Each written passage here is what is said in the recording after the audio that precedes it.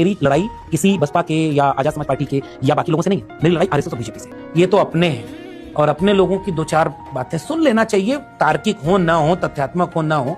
मैंने इन जैसे काफी सारे पॉलिटिशियंस और इन्फ्लुएंसर्स देखे हैं जो एससी समाज और दलित समाज की आवाज बनना चाहते हैं। इनका काम जो कैटेगरीज है उसको तोड़ना नहीं है, इनका काम है जो हायरार्कीज है उसी को फ्लिप कर देना, और जो डिविसिव फ्रेमवर्क पे कास्ट सिस्टम चल रहा है उसी डिविसिव फ्रेमवर्क पे कास्ट चलाना चाहते हैं। तो जिस तरीके से कहते हैं मेरी लड़ाई है बीजेपी और आरएसएस के साथ, जो एक अपर कास्ट पॉलिटिकल पार्टी इनके नजरों में है, तो पहली बात आपने कैटेगरीज एक्सेप्ट कर ली अपर कास्ट और लोअर कास्ट की।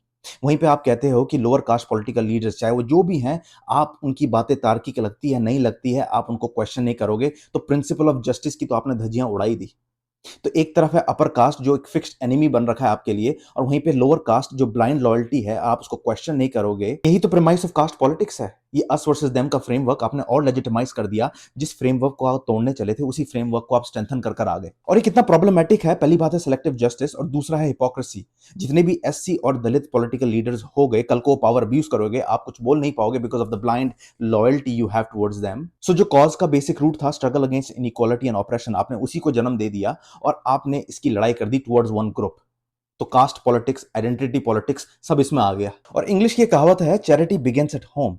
जिस बहुजन समाजवादी पार्टी की बात कर रहे हैं उसके जो फाउंडर हैं काशीराम, वो रूपनगर पंजाब से आते हैं। वहां पे जो इंटरनल फ्रेगमेंटेशन है एससी और दलित समाज का, वो कितना ज्यादा है। 32% पॉपुलेशन है पंजाब की जहां पे एससी और दलित समाज रहते हैं, चाहे वो मजबी हो गए, चमार हो गए, रामदास हो गए या वाल्मीकि, चाहे वो हिंदू क्रिश्चियन सिख में बटे हुए हैं, बट वो एक साथ वोट नहीं देते हैं। और बिकॉज वो एक साथ वोट नहीं देते हैं तो जितनी भी पॉलिटिकल पार्टीज होती है उनको यूज करती है। और उसके बाद गए आप यूपी, जहां पे 21% एससी और दलित समाज की पॉपुलेशन है जो कि इंटरनली फ्रेगमेंटेड है, चाहे वो जाटव हो गए, चमार, वाल्मीकि, धोबी, डूम, XYZ, ये सारे हिंदू फ्रेमवर्क के अंदर आते हैं। और बिकॉज ये हिंदू फ्रेमवर्क के अंदर आते हैं और आपने इन सबसे वोट करवाया है अपने लिए, और इकोनॉमिकली रीडिस्ट्रीब्यूशन भी प्रॉपर तरीके से नहीं हुआ, that's why Mayawati was also a Jatav. और बिकॉज इकोनॉमिक रीडिस्ट्रीब्यूशन प्रॉपर तरीके से नहीं हुआ, तो पॉलिटिकल पावर रही सिर्फ एक सेगमेंट ऑफ एससी समाज।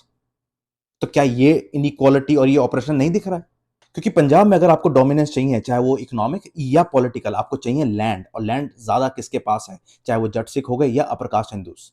तो 32% एससी और दलित समाज की पॉपुलेशन रहती है पंजाब में, जिसमें कल्टीवेबल लैंड उनके पास अंडर 3% है। और वहीं पे यूपी में लार्ज लैंड ओनर्स कौन है? आप क्वेश्चन कर सकते हो अगर वो अपर कास्ट हिंदूज है, बट आप क्वेश्चन नहीं कर सकते अगर वो ओबीसी, मिडिल कास्ट या मुस्लिम है, बिकॉज आपकी पॉलिटिकल पार्टी का जो अलायंस है वो बनता ही इन्हीं के साथ है। अगर आप लैंड रिफॉर्म इक्वली डिस्ट्रीब्यूट करोगे, इकोनॉमिक रीडिस्ट्रीब्यूशन प्रॉपर तरीके से करोगे, मतलब आप उनको क्वेश्चन कर रहे हो, आप अपने अलायंस को क्वेश्चन कर रहे हो, आपको सपोर्ट नहीं मिलेगा, आपको सपोर्ट नहीं मिलेगा, you won't be able to win a seat.